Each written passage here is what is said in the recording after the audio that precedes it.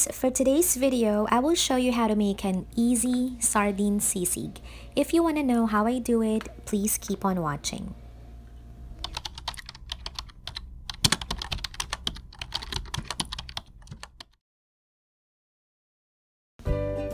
One can of sardines in tomato sauce, minced garlic, onions, and slices of green chili, liquid seasoning, mayonnaise, and 1 egg.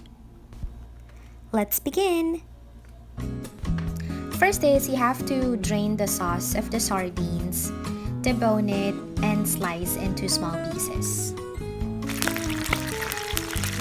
Heat up the oil and fry it until crispy.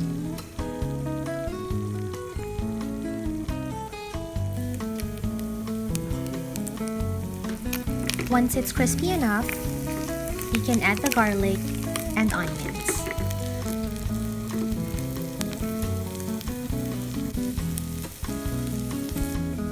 It's now time to add the mayonnaise according to your preference. You can use regular or Japanese mayo. This recipe won't be a sisig if there's no green chili. And of course, egg.